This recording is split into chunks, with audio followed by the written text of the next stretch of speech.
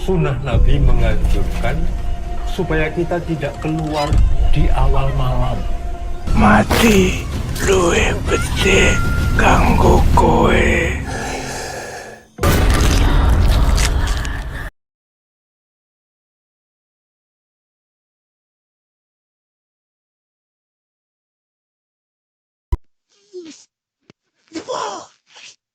Talia, besok lagi. Kamu orang bang yang dulu sana lo begitu sih. Nanti kalau aku diculik mati. Tidak saja dicacar, Hono Asri, Wati, Karta, dan Derajat tengah asyik bermain di lapangan. Menjelang maghrib, Wati mengajak kedua temannya untuk pulang. Namun, karena Karta dan Derajat masih asyik bermain, mereka menolak ajakan itu. Wati pun memilih untuk pulang sendiri saja. Di pertengahan jalan, saat melewati hutan, sesuatu menarik tubuh Wati. Hal serupa dialami oleh Karta yang masuk ke hutan untuk mengambil tongkat mainan yang masuk ke dalam lubang. Sesuatu menarik tangannya hingga salah satu jarinya terputus. Kejadian itu pun menggemparkan warga desa. Pada akhirnya, Karta ditemukan selamat, sementara Derajat tewas. Wati sendiri menghilang, entah kemana. Sunnah Nabi menganjurkan supaya kita tidak keluar di awal malam. Sejak saat itu, warga desa semakin ketakutan berkeliaran rumah di waktu maghrib. 30 tahun kemudian, kita diperkenalkan dengan 3 orang anak, Ati, Saman, dan Ayu. Mereka bertiga adalah teman sekelas. Karena sering terlambat, Saman dan Ati jadi langganan dimarahi oleh Buworo, guru mereka yang galak. Saman juga sering lupa mengirim madu ke warung Pamarto, yaitu ayahnya Ayu. Padahal uang hasil penjualan madu tersebut dibutuhkan untuk memenuhi kebutuhan keluarga Saman sehari-harinya. Alhasil, Samiun, kakaknya Saman, yang setiap hari banting tulang mencari madu di hutan, selalu memarahinya. Bahkan dia pun tidak jarang main tangan.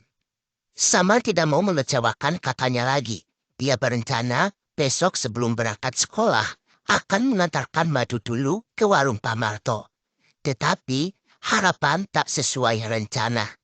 Keesokan harinya, lagi dan lagi, Saman terlambat bangun pagi, sehingga buru-buru pergi ke sekolah karena takut dihukum Buworo. Pada akhirnya, Saman tetap telat dan madu itu pun tidak sempat diberikan kepada Pak Marto. Saman meminta izin pada Buworo untuk mengirimkan madu ini dulu ke warungnya Pak Marto. Nanti setelah selesai, dia akan balik lagi ke sekolah untuk menjalankan hukumannya. Tetapi dengan tegas, Buworo menjawab, tidak. Buworo sangat kesal karena Saman dan Ati sering terlambat.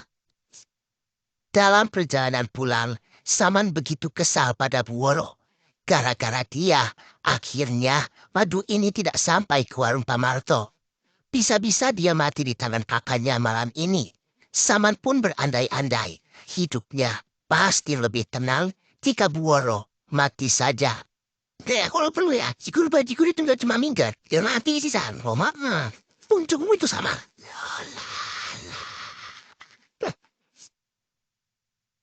Kalimat itu diucapkan tepat ketika azan maghrib berkumandang. Di saat bersamaan, Buworo pun diteror oleh hantu berwajah menyeramkan. Ya,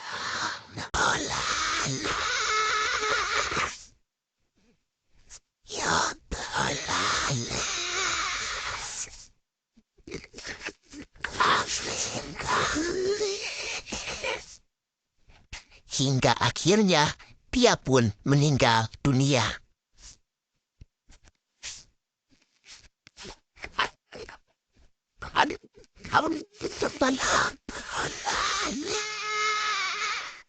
Sejak saat itu, Saman yang merasa bersalah menjadi pendiam.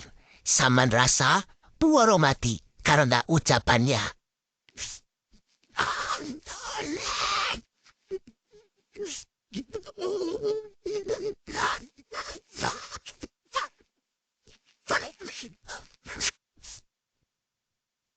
Di kemudian hari, sosok hantu berseragam guru alias hantu Buoro pun mulai mengganggu anak-anak di sekolah.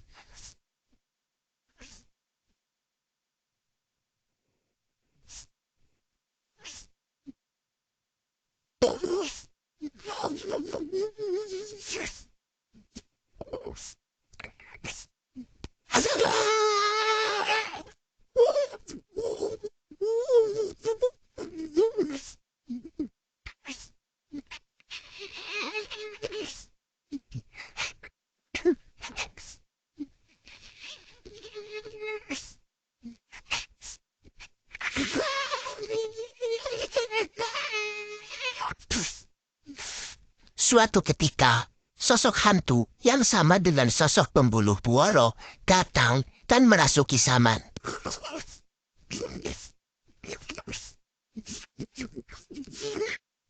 Sementara itu, Samiun datang ke warung Pamarto untuk menagih uang madunya. Bukannya uang yang ia dapatkan, tetapi malah sebuah kekecewaan.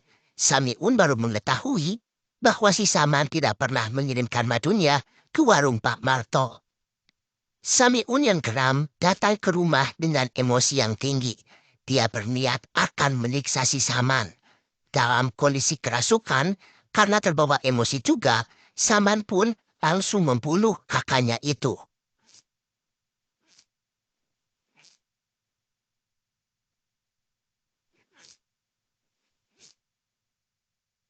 Kemudian Saman kabur. Saman pun membunuh ayam-ayam milik tetangga. Lalu dia meneror Pamarto dengan botol berisi darah ayam.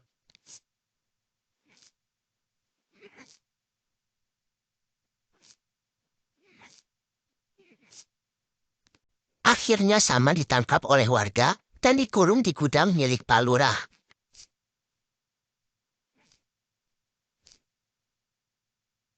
Beberapa hari kemudian, Saman pun ditemukan tewas gantung diri di gudang Pak Lurah. Guru pengganti Buoro datang. Namanya adalah Puningsih. Sifatnya berbanding terbalik. Dia orangnya ramah, lembut dan penyabar. Ketika Adi terlambat sekolah pun, Puningsih tidak marah dan mempersilahkannya untuk masuk ke dalam kelas. Nah, sekarang giliran Adi yang kemudian dirasuki oleh hantu waktu maghrib.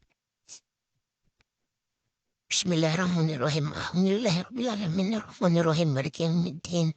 Iyyaka na'budu wa iyyaka nasta'in. Ihdinas siratal mustaqim. Siratal ladzina an'amta 'alaihim ghairil maghdubi 'alaihim waladdallin. Amin.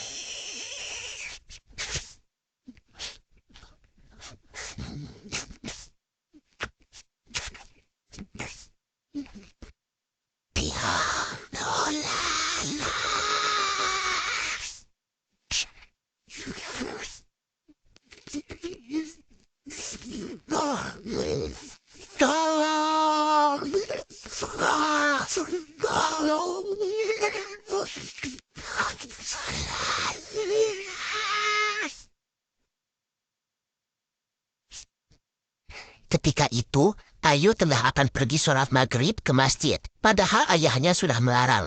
Karena kini tengah banyak kasus anak hilang di waktu maghrib.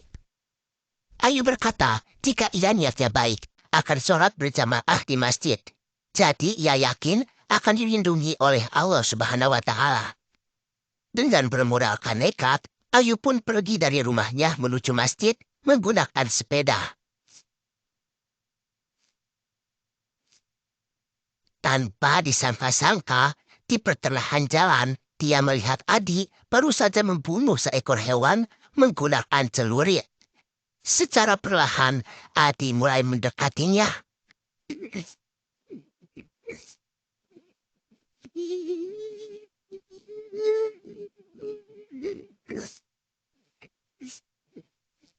Stop lo, Adi! Kenapa, Adi?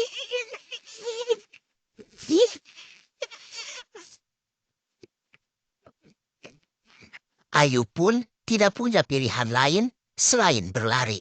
Kemudian Ayu meninggalkan sepedanya lalu berlari dengan kencang berusaha menyelamatkan diri. Jujur ini adalah adegan yang bikin greget ketika nonton filmnya. Adi berlari lebih cepat daripada Ayu, sementara Ayu berlari seperti di dalam mimpi.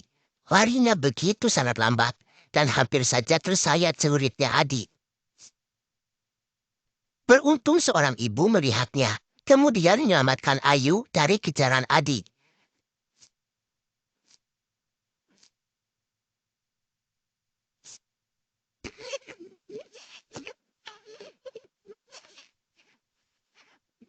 Teror tidak hanya sampai di situ.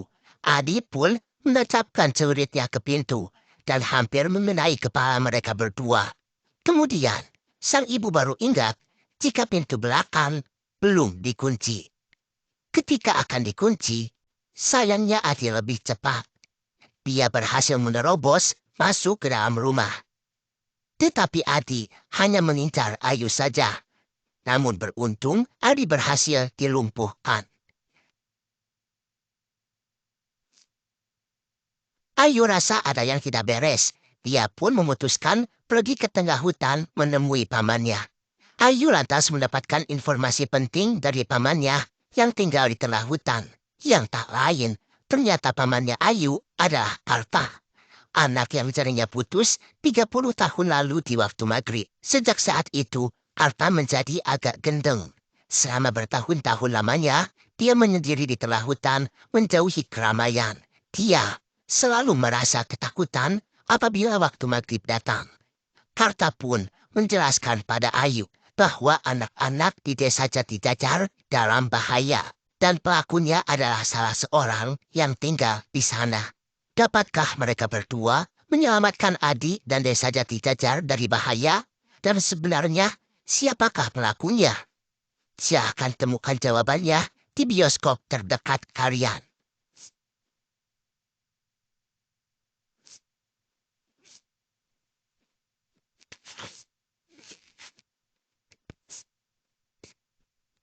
Siddhartha Tata terbilang sukses membangun atmosfer yang mencekam dalam debut penyutradaraannya. Pembangunan momen horor seperti jumpscare ataupun gore-nya selalu terasa mencekam dan berhasil membuat terkejut pada saat klimaksnya. Makanya, film ini akan sangat cocok buat yang memang sedang mencari tontonan horor. Film ini berhasil membuat penonton ikut gelisah setiap kali adegan menjelang maghrib. Meski begitu, film ini juga menegaskan bahwa suara azan maghrib bukanlah sesuatu yang harus orang takutkan. Untuk segi cerita, film ini cukup rapih di awal-awal, tapi mulai kebingungan di akhir. Kemudian ada sebuah plot twist di dalam film ini, tapi entah mengapa, plot twist itu gampang untuk ditebak.